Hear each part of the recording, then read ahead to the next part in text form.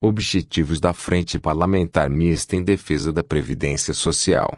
A Frente Parlamentar Mista em Defesa da Previdência Social está sendo recriada por iniciativa do senador Paulo Paim, PTRS, e do deputado federal Arnaldo Faria de Sá, PT-BSP, em conjunto com diversas associações, sindicatos e entidades nacionais, estaduais, municipais e distritais, defendendo a manutenção dos direitos sociais e uma reforma estrutural da captação de recursos nos termos da legislação atual, com o propósito de garantir a segurança jurídica e atuarial do sistema de seguridade social brasileiro. As propostas de novas reformas na Previdência giram em torno de 7 itens. 1. Financiamento da Previdência Social, receitas, renúncias e recuperação de créditos. 2. Demografia e idade mínima das aposentadorias. 3. Diferença de regras entre homens e mulheres. 4. Regras das pensões por morte. 5. Previdência rural, financiamento e regras de acesso. 6. Regimes próprios de previdência. 7. Convergência dos sistemas previdenciários. É de praxe dos governos e da mídia trazer a público informações incompletas, no intuito de impor reformas que favorecem certos segmentos, que visam lucro, em detrimento de políticas e conquistas sociais, destruindo o princípio republicano a utilizar a res pública em favor do interesse privado empresarial. Não diferentemente ocorre com a Previdência Social, a qual há anos, segundo informações governamentais repetidas pela mídia de massa, encontra-se deficitária e em risco de falência. Nesse argumento, várias reformas foram instituídas, principalmente após a Carta Magna de 1988, como exemplo as emendas constitucionais no 20.1998, 41/2013 e 47/2005, Leis 8.213/91, 8.112/90, 9.876/99, 12.618/2012 e as recentes 13.183/2015 e 13.135/2015, medidas provisórias 664 e 665 de 2014, entre outros. Essas incessantes reformas levam à insegurança jurídica. Afinal, ser previdente significa ser cuidadoso com o futuro e, para tanto, o cidadão, em termos previdenciários, deveria, no mínimo, poder planejar o seu futuro. No Brasil, isso tem sido impossível. A Frente Parlamentar Mista em Defesa da Previdência Social desmistifica o mito do déficit, destruindo as premissas equivocadas do governo e demonstrando que o Regime Geral de Previdência Social, RGPS, é superavitário, pugnando que a prevenção de futuros problemas, ocasionados pela inversão demográfica, devem ser enfrentados com um bom debate sobre a realidade atuarial e econômica da Seguridade Social. Com base em pesquisas e publicações Anfipa, Associação Nacional dos Auditores Fiscais da Receita Federal do Brasil e Fundação Anfipa de Estudos da Seguridade Social e Tributário, inclusive na recente publicação Previdência Social, Contribuição ao Debate, passamos a apresentar informações importantes sobre pontos para serem discutidos em uma possível reforma previdenciária, pois não é admissível a retirada de direitos essenciais aos trabalhadores e segurados da Previdência Social Pública. Financiamento da Previdência Social, de receitas, renúncias e recuperação créditos. O mito do déficit da Previdência Social. A Previdência Social compõe o tripé da Seguridade Social, conjuntamente com a saúde e assistência social. Orçamento é único, não havendo distinção de origem de recursos para cada vertente. A saúde, nos termos do artigo 196 da Constituição Federal CF, é direito de todos, portanto de acesso universal. A assistência social, de acordo com o artigo 203 da CF, dirige-se a quem dela necessitar. Já a Previdência Social, diferentemente, é organizada em caráter contributivo de filiação obrigatória. A população brasileira atingiu 202 milhões de pessoas no ano de 2014, estando metade em fase economicamente ativa ou em idade produtiva. Porém, ainda 27,4% da população não é contribuinte ou segurado de qualquer regime previdenciário que atinge um contingente de 37 milhões de trabalhadores.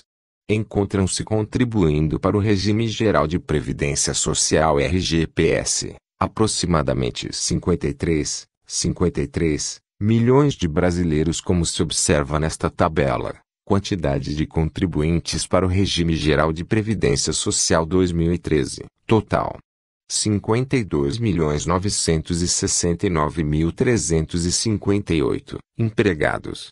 41.683.908, contribuinte individual 8.478.413 trabalhador doméstico 1.457.874 facultativo 1.345.127 segurado especial 3.933 ignorados 103 os trabalhadores ativos e contribuintes para regimes próprios de Previdência Social são RPPS em torno de 7 milhões, sendo os funcionários públicos estatutários e militares em atividade, no ano 2013.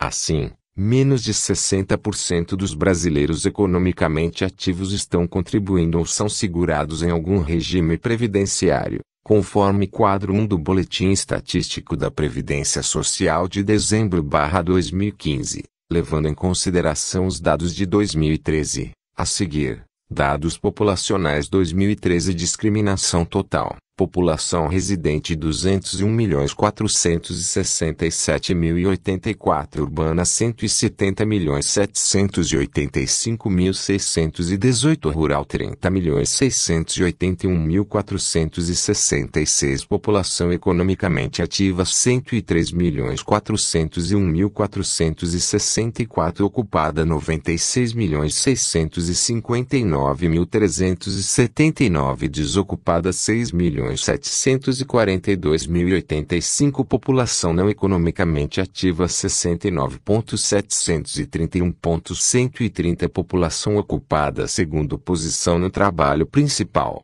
total 96.659.379 empregados 59.901.495 com carteira de trabalho assinada 38.512.869 funcionários públicos estatutários e militares 7.138.295 outros e sem declaração 14.250.331 trabalhador doméstico 6.473.746 com carteira de trabalho assinada 2.122.475 sem carteira de trabalho assinada e sem declaração 4.351.271 conta própria 19.924.377 empregador 3.622.734 trabalhadores na produção para o próprio consumo e na construção para o próprio uso 4.342.034 não remunerados 2.394.993 contribuintes para Instituto de Previdência em qualquer trabalho 59.004.019,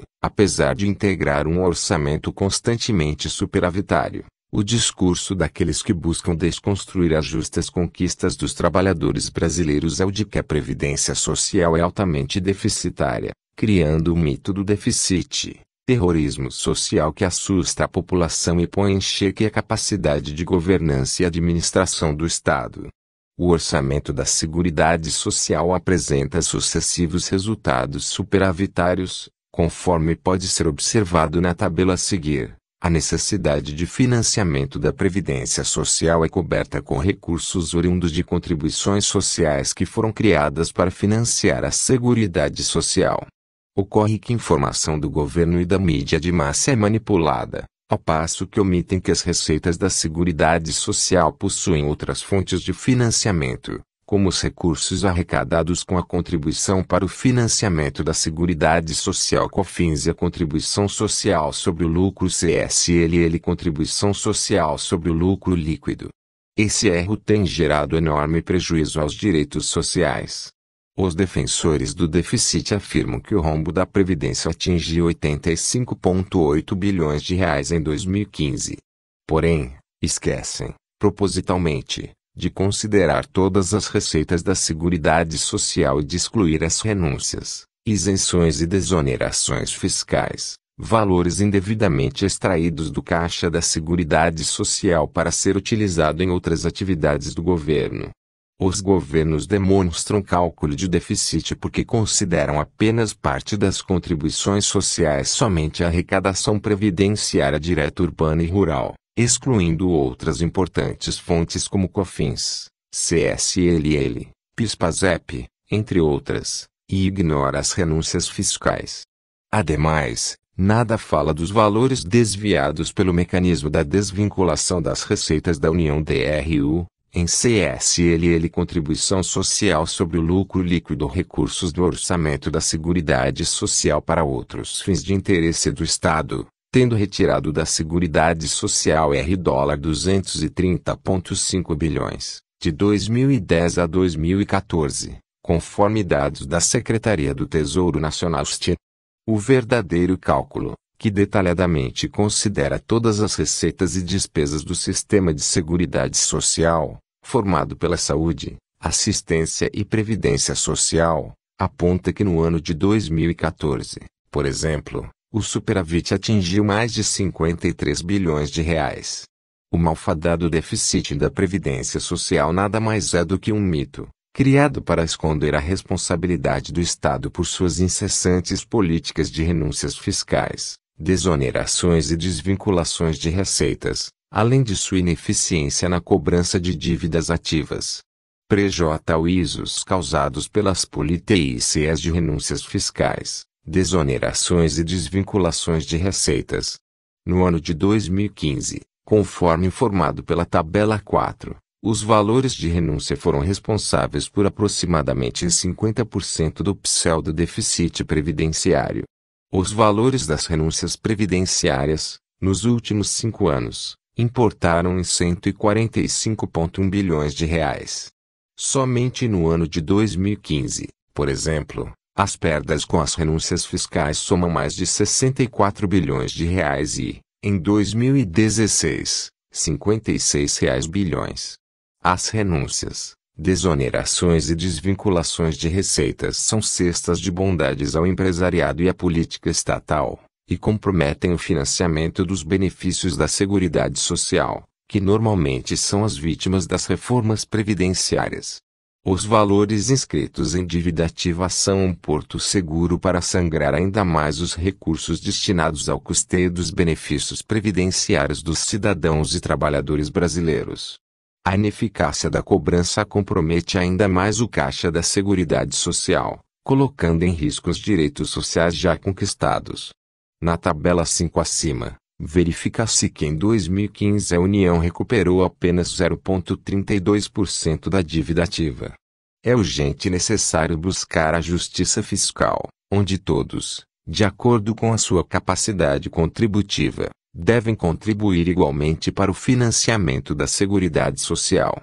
A reforma necessária da Previdência não pode, mais uma vez, suprimir direitos sociais.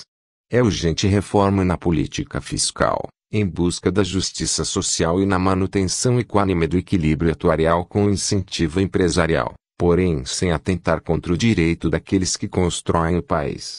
Para buscar essa justiça e garantir os recursos necessários, não é preciso criar novos tributos. Também, não são necessárias reformas previdenciárias, cujo único objetivo seja atacar os direitos dos trabalhadores. Vale lembrar, a história recente nos mostra que todas as vezes que se buscou a reforma previdenciária tivemos, de fato, uma reforma dos benefícios, impondo novas carências e novos requisitos para obtê-los. Reforma da Previdência é diferente de reforma dos benefícios. Não há qualquer proposta de nova tributação. Vamos exigir um retorno melhor da contribuição social. Nada mais justo.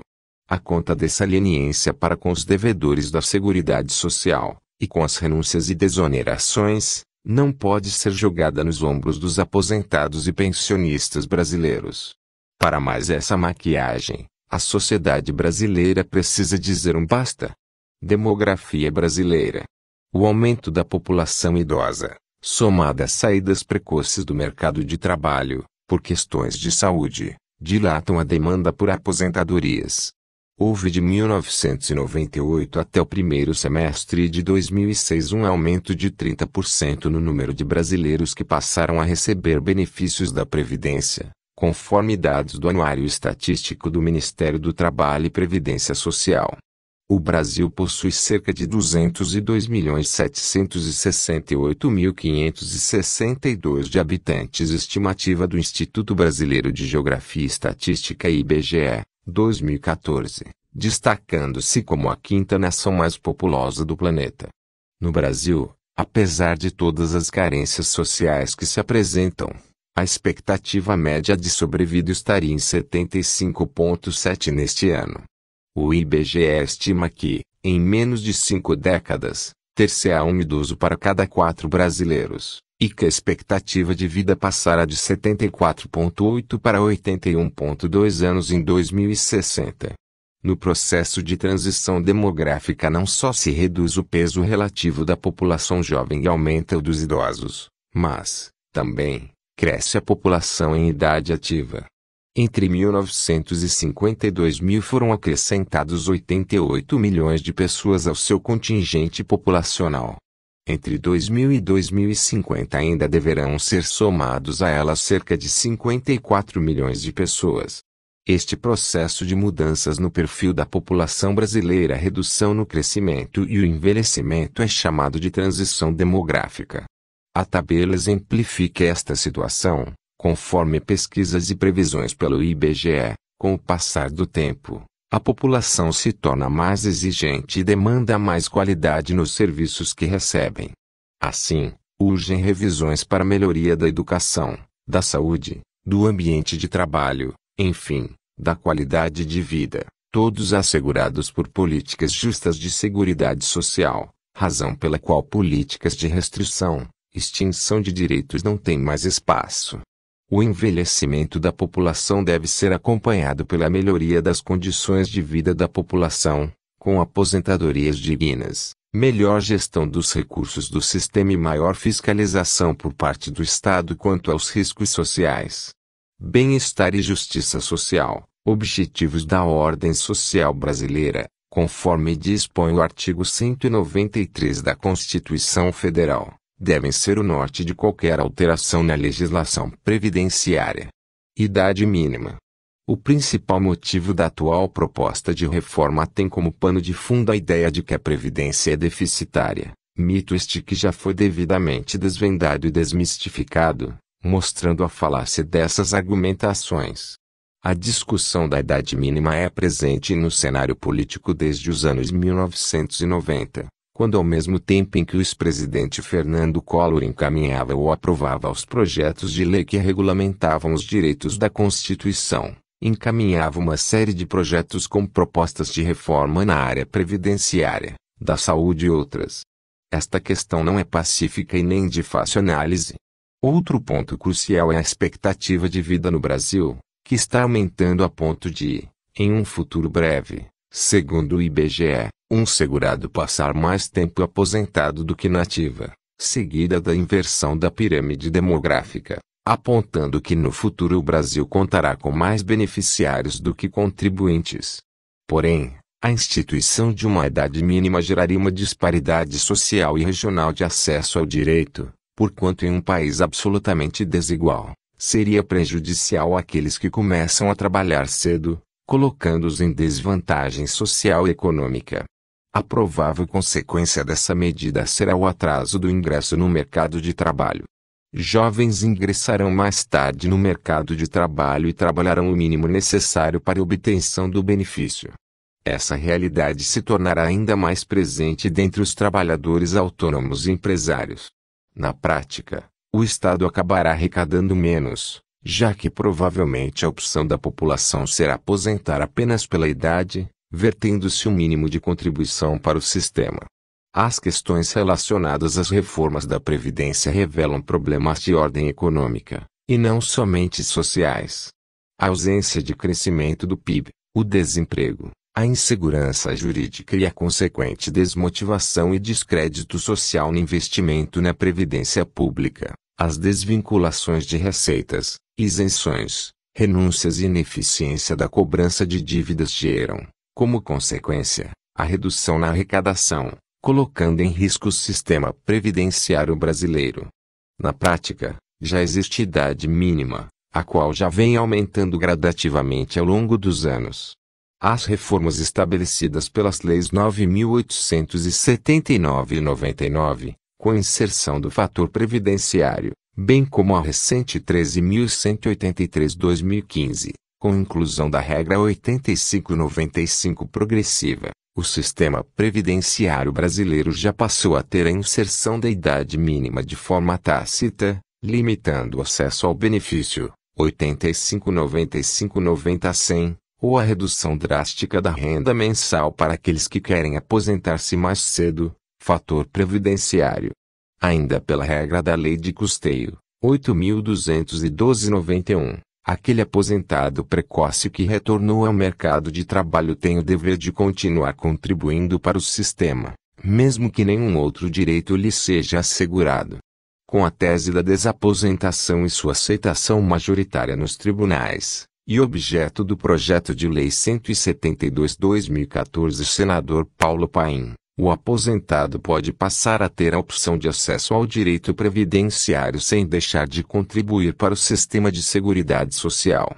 Porém, ao invés do governo incentivar a manutenção do custeio, com uma contrapartida mínima, faz o contrário, desmotiva o aposentado de continuar a trabalhar, impõe medo e descrédito no sistema previdenciário e, por fim, ainda quer reduzir direitos sucessórios oriundos do benefício previdenciário, como pensão por morte.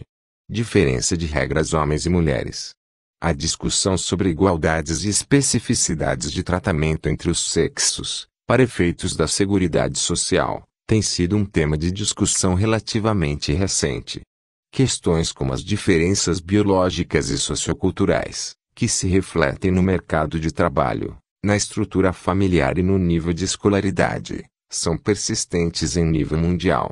As leis brasileiras dos regimes previdenciários públicos instituíram uma diferenciação na aposentadoria da mulher e do homem, concedendo uma redução de 5 anos tanto na aposentadoria por tempo de contribuição, quanto na aposentadoria por idade.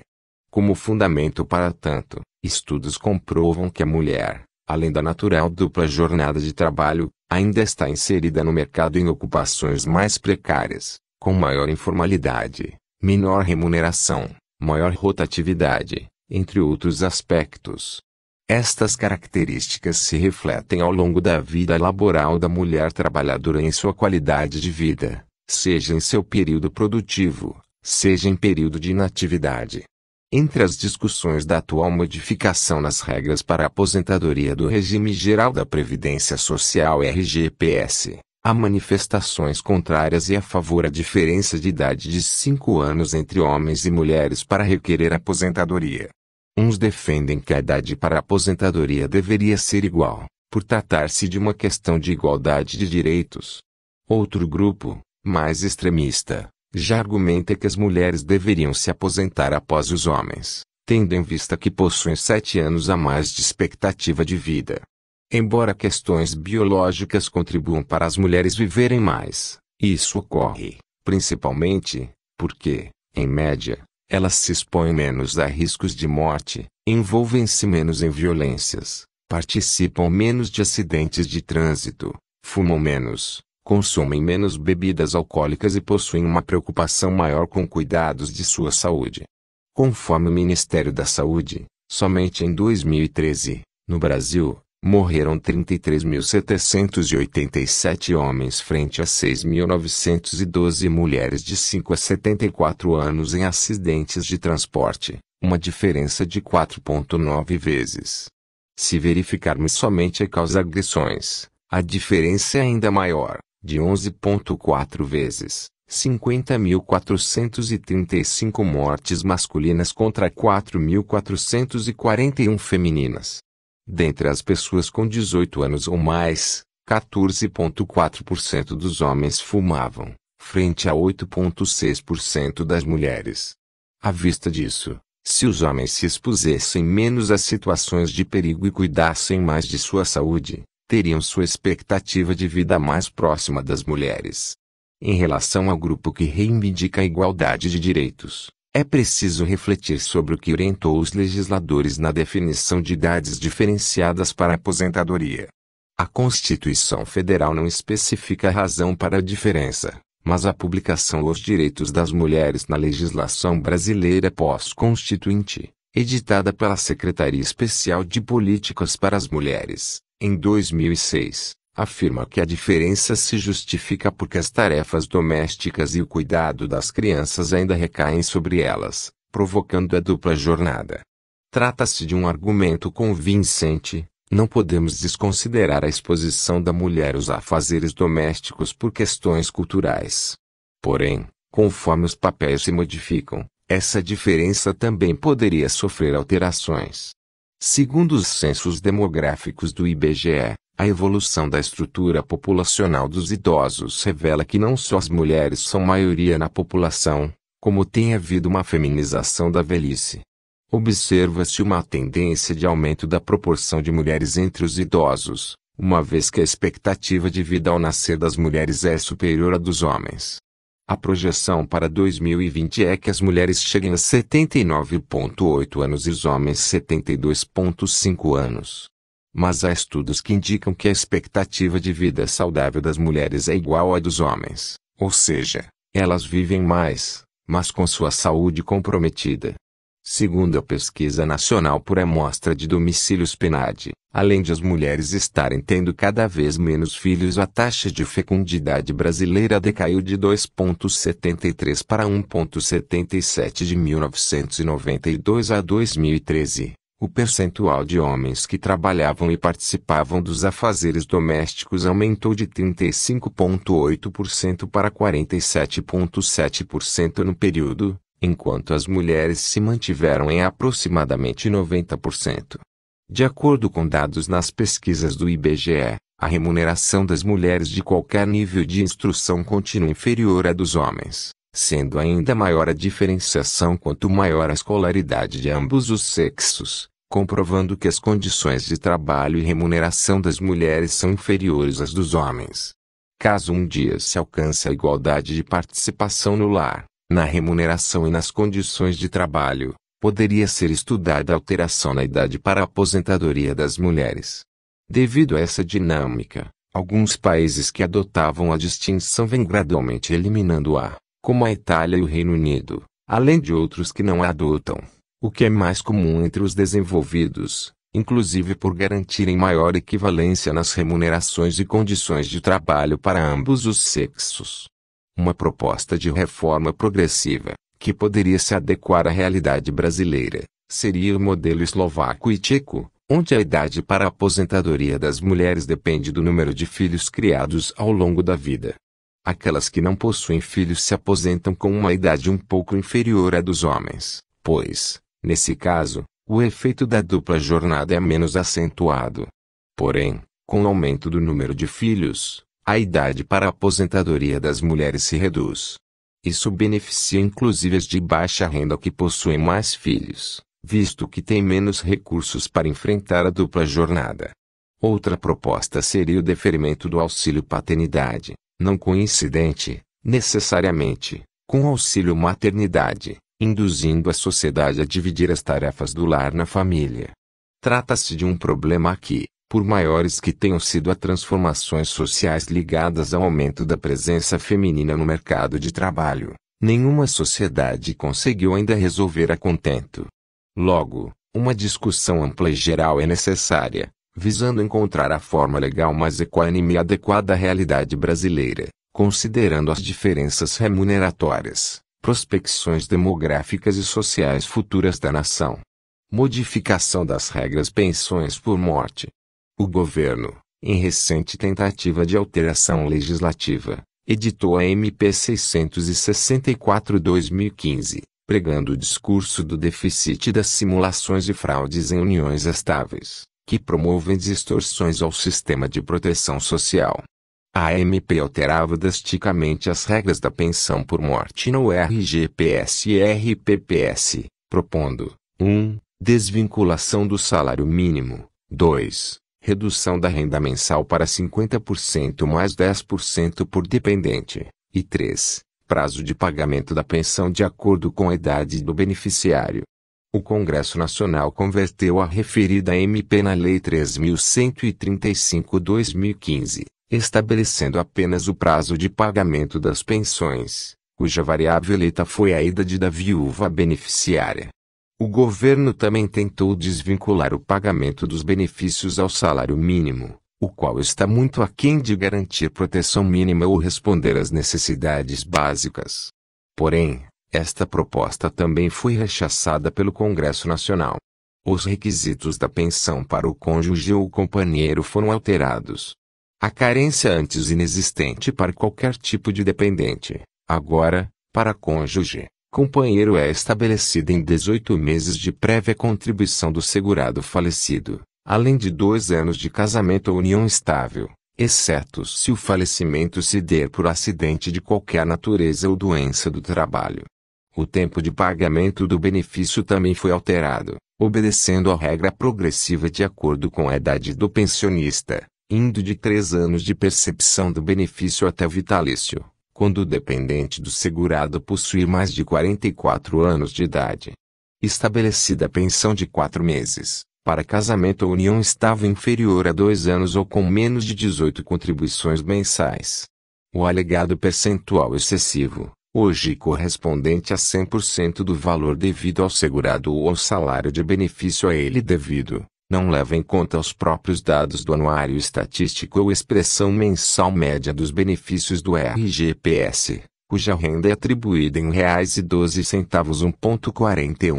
1.4103/2016, valor ínfimo e muito aquém do mínimo sustentável, não cabendo que prestação cuja proteção é dirigida à família e ao sustento de seus dependentes tenha percentuais não condizentes com a necessidade social. Houve grande retrocesso social nas alterações já efetuadas nas regras sobre a pensão por morte, na medida em que criou diferenciação inconstitucional entre segurados, diminuiu a proteção previdenciária de uma maioria em detrimento de uma minoria, situações excepcionais de fraudes e jovens viúvas, o que poderia ser combatido com melhor fiscalização. Assim, não há razões para mais reformas nos benefícios de pensão por morte. Previdência Rural, financiamento e regras de acesso.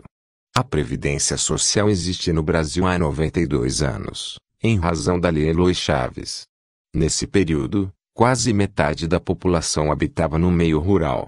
Porém, os primeiros benefícios a trabalhadores rurais só foram concedidos a partir da Lei Complementar no 11, de 25 de maio de 1971.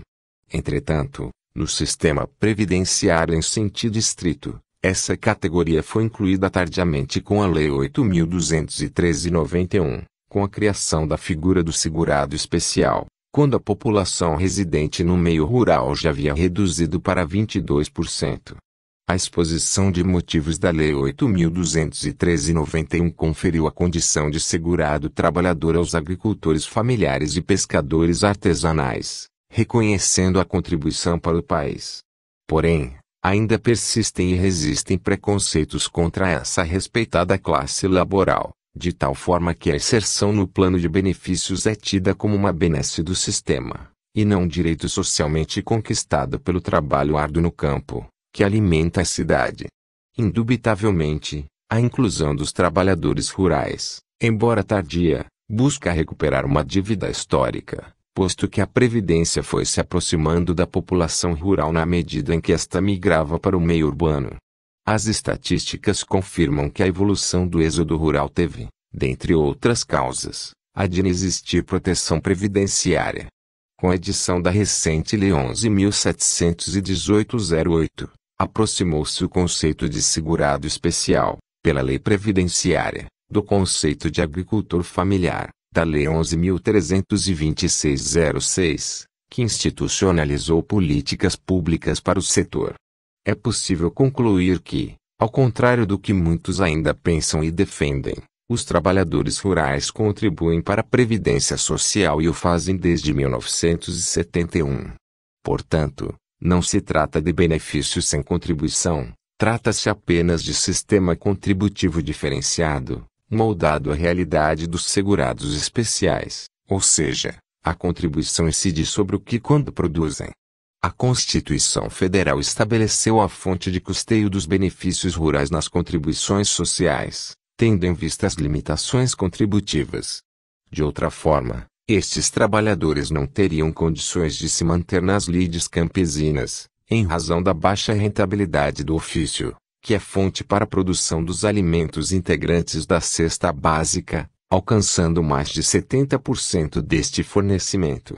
As contribuições previdenciárias do empregador rural pessoa física e segurado especial incidem sobre a comercialização da produção, com alíquotas variáveis entre 2% e 0,1%, conforme prevê o art.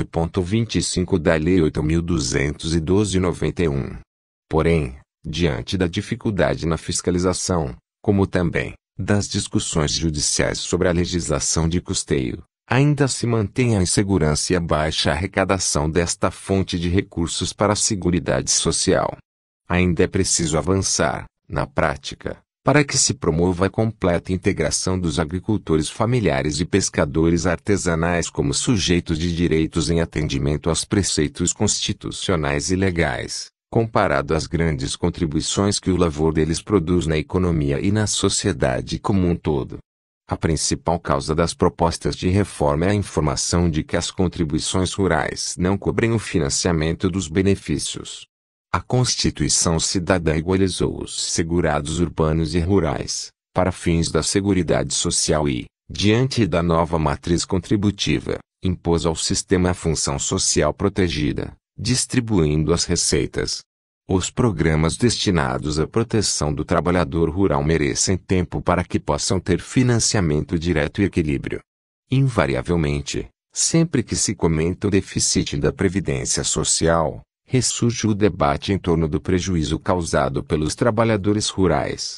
A par do equívoco do próprio déficit, muito questionado, observa-se que é precária a fiscalização da contribuição previdenciária, que deve ser recolhida, em regra, pela empresa adquirente da produção, como também as delongas judiciais sobre as normas contributivas, vem resultando numa efetiva arrecadação próxima a 1/5 do valor que deveria ingressar nos cofres da Previdência. O valor bruto da produção agropecuária de 2015, segundo dados divulgados pela Confederação da Agricultura e Pecuária do Brasil (CNA), girou em torno de 516 bilhões de reais.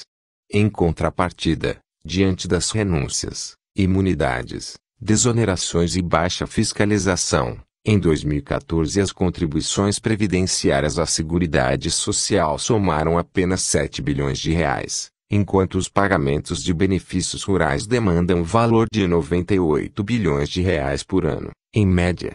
Logo, é inevitável adentrar nas normas de custeio sobre produto rural, como também na realidade dos trabalhadores rurais para que se possa compreender o escopo dessa proteção específica e diferenciada, com vistas à promoção de um debate justo acerca do tema e das propostas de reforma que o possam envolver.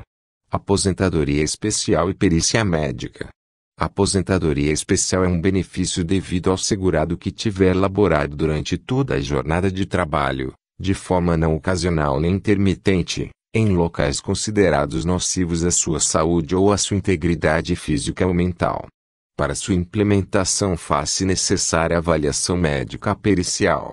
A perícia médica do Instituto Nacional da Seguridade Social INSS tem por finalidade analisar o enquadramento no direito de todos os pedidos de benefícios por incapacidade temporários ou permanentes, incluindo a aposentadoria especial.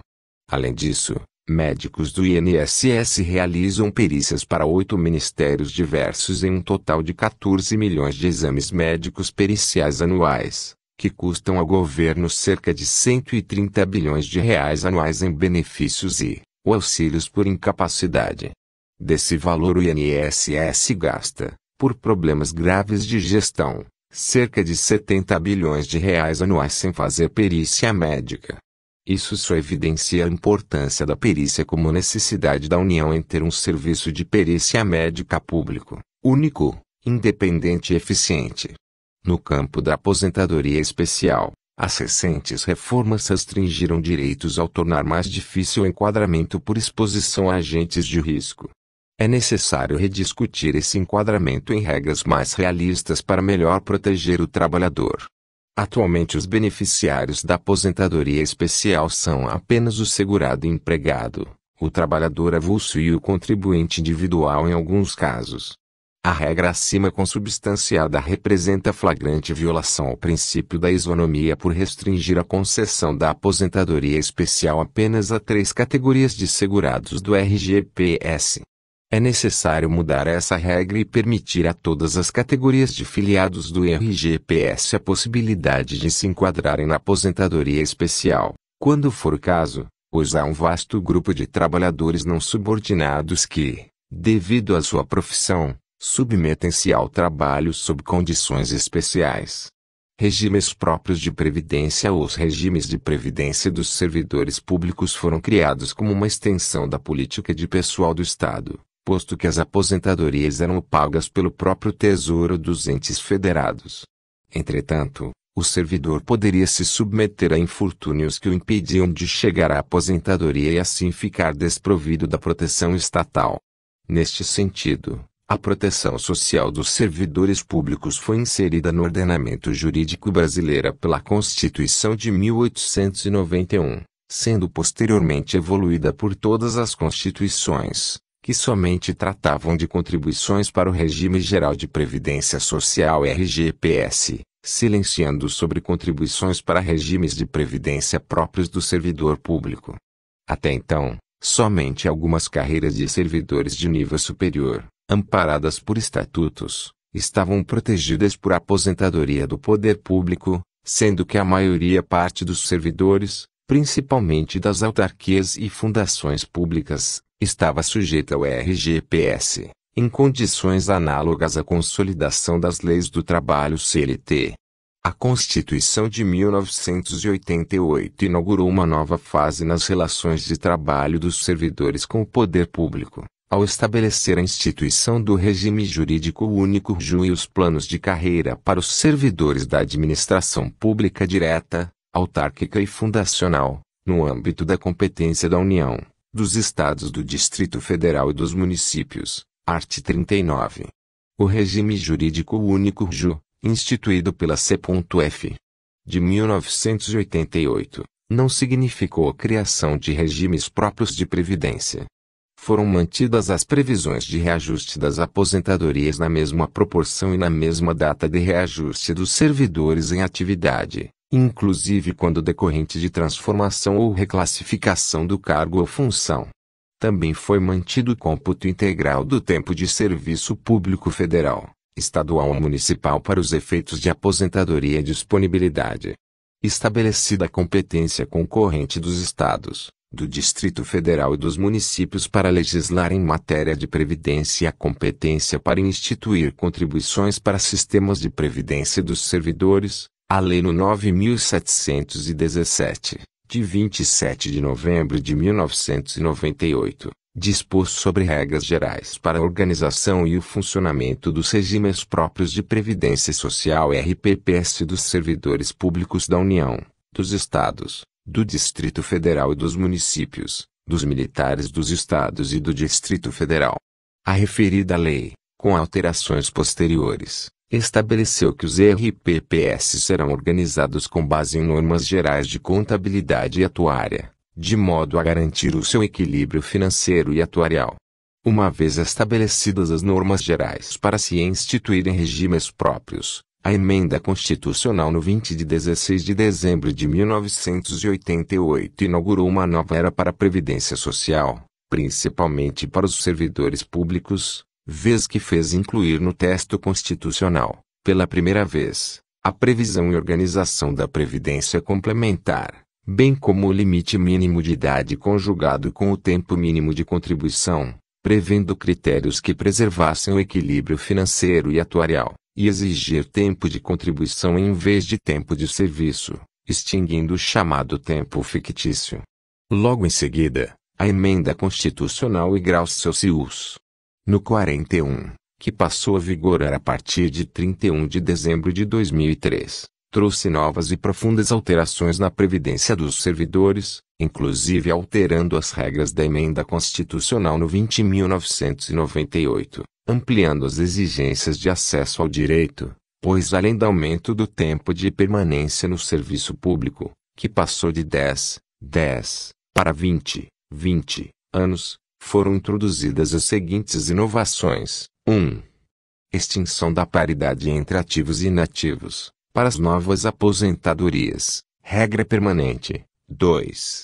Novas regras de cálculo dos proventos para as novas aposentadorias, levando em consideração a média das remunerações do RGPS e RPPS. 3. Extinção da aposentadoria proporcional. 4. Criação do redutor na pensão. 5. Contribuição dos aposentados e pensionistas no percentual de 11% sobre o que exceder o valor do RGPS, como consequência do caráter contributivo e solidário do regime. 6. Extinção da paridade na aposentadoria por invalidez, que passa a ser calculada pela média. 7. Aumento do requisito de tempo de serviço público como condição para a paridade e integralidade na regra de transição. 8. Idade mínima para aposentadorias, de 53 anos para homem e 48 anos para mulher, porém com redutor para cada ano que faltar para, respectivamente, 60 e 55 anos, para aposentadorias sem paridade. 9. Obrigatoriedade da cobrança de contribuição previdenciária dos servidores estaduais e municipais, não podendo ser menor que 11%. 10. Abono de permanência para quem cumprir os requisitos para aposentadoria e permanecer em atividade. 11. Teto e subteto na administração pública. 12. Previsão de criação das previdências complementares para aposentadorias acima do teto do RGPS, gerido por entidades fechadas de previdência complementar, de natureza pública e com benefício somente na modalidade de contribuição definida. Já em 2005, a Grau-Celsius 47 novamente reformou o regime previdenciário dos servidores públicos, instituindo a Fórmula 95-95, para os homens e 85 para as mulheres, que permitem ao servidor que ingressou no serviço público até 16 de dezembro de 1998, aposentar-se antes da idade mínima exigida, com proventos integrais e paridade, extensiva às pensões oriundas destes benefícios, desde que tenha, ao menos, 25 anos de serviço público. O servidor que contar mais de 35 anos de contribuição, se homem, ou mais de 30 anos de contribuição, se mulher, pode abater esse tempo excedente na idade mínima. Aposentadoria Especial Servidores Públicos. Emenda Constitucional no 47/2005, ao dar nova redação ao parágrafo 4º do art. 40. Vedou a adoção de critérios diferenciados para a concessão de aposentadoria aos servidores, ressalvados aqueles portadores de deficiência, aos que exerçam atividades de risco e aqueles cujas atividades sejam exercidas sob condições especiais que prejudiquem a saúde ou a integridade física, nos termos definidos em lei complementar. Como não foram editadas as referidas leis complementares, coube ao Poder Judiciário, através do julgamento de inúmeros mandados de injunção, sanar a omissão legislativa quanto ao tema, autorizando a aplicação das regras da aposentadoria especial do RGPS aos servidores públicos até que sejam editadas as leis específicas aos regime próprio. Em 9 de abril de 2014, o Supremo Tribunal Federal STF aprovou a súmula vinculante no 33, com o seguinte enunciado: Aplicam-se ao servidor público, no que couber, as regras do Regime Geral de Previdência Social RGPS sobre aposentadoria especial de que trata o artigo 40, parágrafo 4º, inciso 3, da Constituição Federal, até edição de lei complementar específica. As regras do regime geral mencionadas na súmula aquelas previstas no art. 57 da Lei no 8.213/91, que assim estabelece, a art. 57. A aposentadoria especial será devida, uma vez cumprida a carência exigida nesta lei, ao segurado que tiver trabalhado sujeito a condições especiais que prejudiquem a saúde ou a integridade física, durante 15, 20 ou 25 anos, conforme dispuser a lei. Porém ainda existem muitas dificuldades acerca da implementação deste direito, por conta da interpretação restritiva que a própria administração tem feito na aplicação da súmula vinculante no 33 nos casos concretos dos servidores públicos, principalmente quanto ao não acesso a alguns direitos, como licenças-prêmio, conversões de tempo especial em comum, bem como quanto à prova do exercício de atividade insalubre ou perigosa, capaz de gerar direito à aposentadoria especial. Essa matéria ainda é objeto de discussão judicial no STF. Resta extremamente necessária a regulamentação da aposentadoria especial do servidor público a fim de dar o tratamento isonômico entre todos os trabalhadores que exercem atividade nociva à sua saúde, seja da iniciativa privada ou pública. Nova reforma foi institucionalizada com a Grau-Celsius 70/2005, que garantiu a aposentadoria integral e paritária por invalidez permanente para os casos decorrentes de acidentes em serviço, moléstia profissional ou doença grave, contagiosa ou incurável para os servidores, ativos ou aposentados, desde que tenha ingressado no serviço público até 31 de dezembro de 2003. Para os aposentados por doenças não especificadas em lei ou decorrentes de acidentes em serviço, a aposentadoria será com proventos proporcionais, porém calculados sobre a última remuneração e não sobre a média, como era antes da Grau-Celsius 70. Novas regras de aposentadoria com a criação da FUNPRESP. A Lei no 12.618, de 30 de abril de 2012, instituiu o regime de previdência complementar para os servidores públicos federais titulares de cargo efetivo, inclusive os membros da magistratura, dos parlamentares, do Ministério Público e do Tribunal de Contas da União. A referida lei fixou o limite máximo para a concessão de aposentadorias e pensões pelo RPPS, que passou a ser o mesmo limite do RGPS, e autorizou a criação de 3 entidades fechadas de previdência complementar, a saber, 1. FUNPRESP, Fundação de Previdência Complementar dos Servidores do Poder Executivo. 2. FUNPRESPLEG, Fundação de Previdência Complementar dos Servidores do Poder Legislativo. 3. FUNPRESPJUD, Fundação de Previdência Complementar dos Servidores do Poder Judiciário. A Portaria 44, de 31 de janeiro de 2013, editada pela Superintendência Nacional de Previdência Complementar, Previc, publicada no DO de 4 de fevereiro de 2013, aprovou o regulamento dos planos de benefícios e o convênio de adesão da União à FUNPRESP. Com a criação da FUNPRESP, o servidor somente receberá benefícios até o limite do RGPS, mas podendo receber complementação do regime de previdência complementar se aderir ao plano de benefícios, haja vista que a adesão é facultativa, nos termos do art.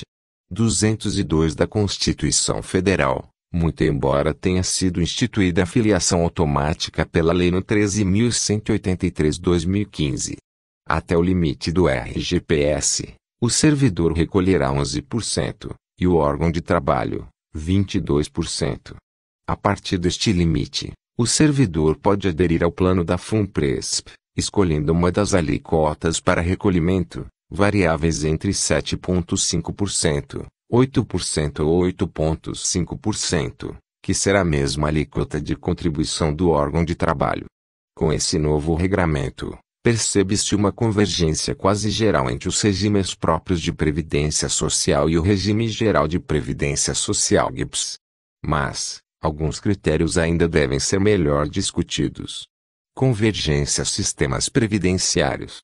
No Brasil não há um único regime jurídico previdenciário, e sim três possíveis formas: regime geral artigo 201 da Constituição Federal (CF), regime próprio artigo 40, CF, e regime complementar, art.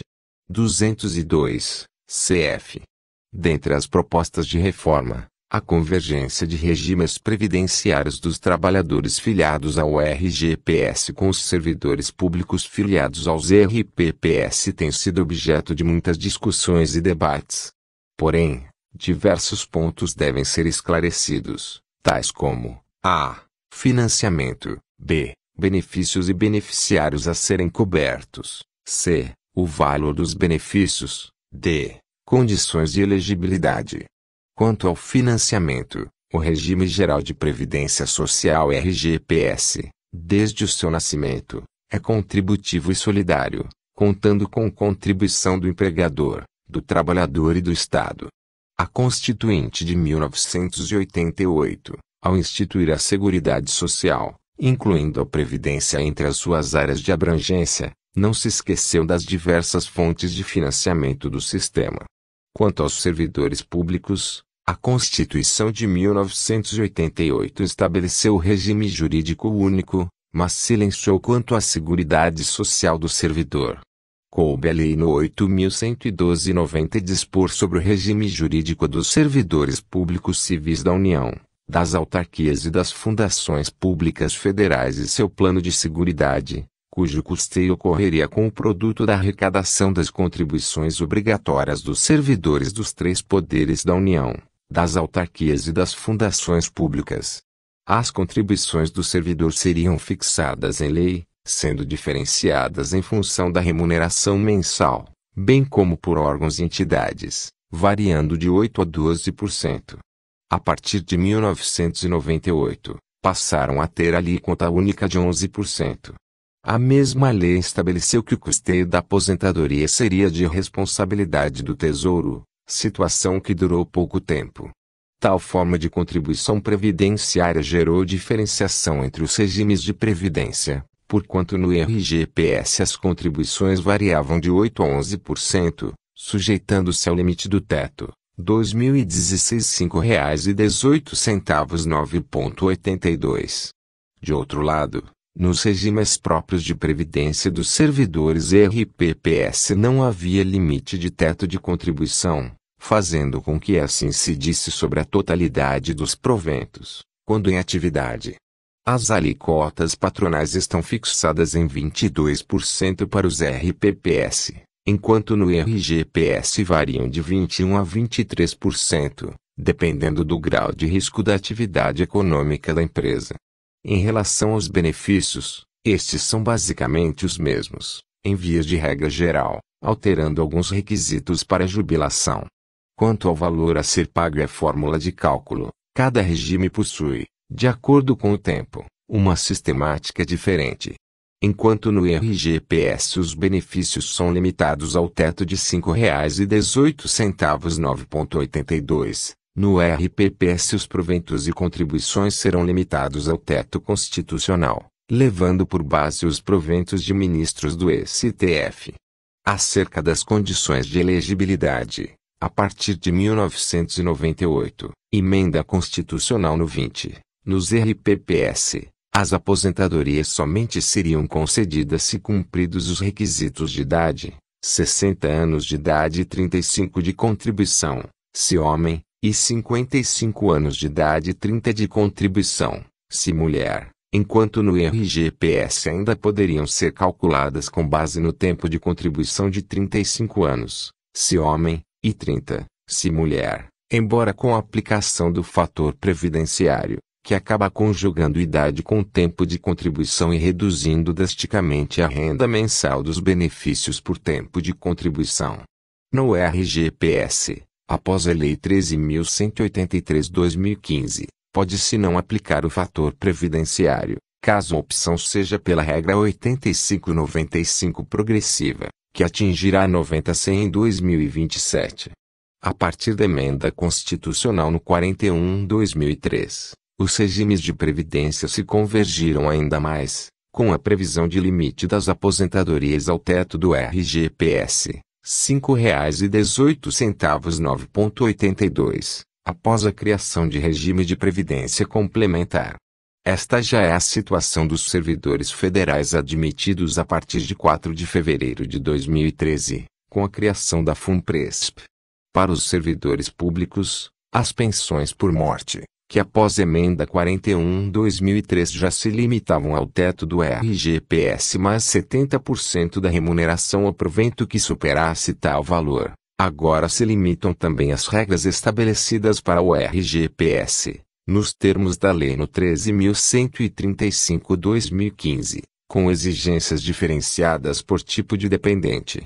Caso o pensionista seja cônjuge, se fazem necessárias 18 contribuições antes do falecimento e casamento ou comunhão estável de pelo menos 2 anos, para que pensão seja por tempo superior a 4 meses, sendo progressiva de 3 anos a vitalícia, de acordo com a idade do companheiro.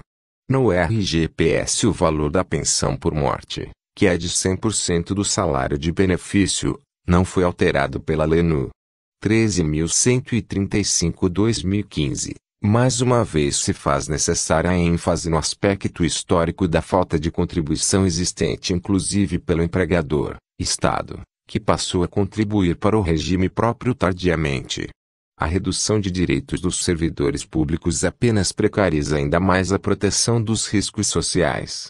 Como se percebe, pouco há que se convergir. Entretanto, há que ser considerada a necessidade de se criar os fundos previdenciários tanto para os RPPS, quanto para o RGPS, conforme previsto nos arts. 249 e 250 da Constituição Federal, para a constituição de reservas para prevenir a longevidade e complementar os valores arrecadados em momentos de necessidade de financiamento, garantindo o sistema para a posteridade. Conclusões.